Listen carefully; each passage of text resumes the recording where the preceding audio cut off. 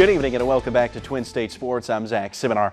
It's been a messy week in Starkville. First, the Mississippi State Bulldogs were dealt a road sweep to open their season in Hattiesburg against Southern Miss. Less than 48 hours later, the Diamond Dogs were left without a head coach after the resignation of Andy Cannizaro.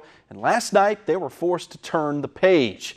Playing under the direction of their new interim head coach, Gary Henderson, the Bulldogs blasted the homestanding Jackson State Tigers 12-1. MSU jumped out to a 2-0 lead in the first, didn't slow down. They scored in 6 of the 9 innings. Hunter Vansaw and Tanner Poole belted their first home runs of the season, while the Diamond Dog pitching staff limited the Tigers to just 4 hits on the evening to pick up their first win of the season.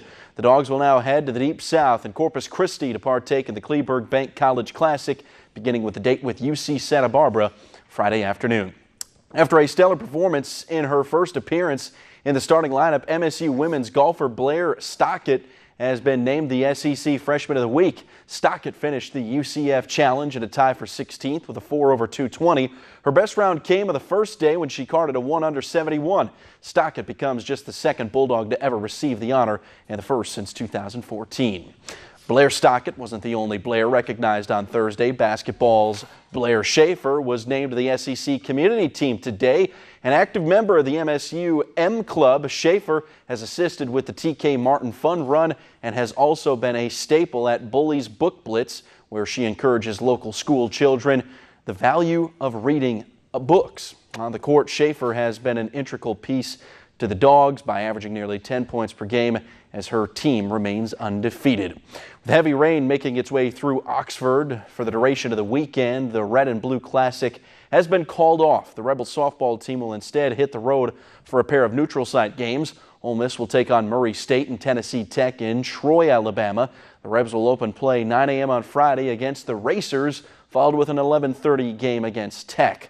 The rest of the team's plans for the remainder of the weekend remain up in the air. And what an amazing Wednesday it was for the United States in the Winter Olympics. We start on the ice. Of course, just about all the events in the Olympics this time of the year are on the ice. U.S. women's hockey team took down Canada in a shootout thriller. 20-year-old Maddie Rooney made the game-winning save to give the Americans the gold medal and snap the Canadians' winning streak of 4 straight Olympic golds. And the Americans went gold-silver in the freestyle skiing men's halfpipe. David Wise of Nevada defended his gold medal, while Alex Ferreira of Colorado nailed his final run to bring home silver. Cross-country duo of Jesse Diggins and Kekon Randall made history.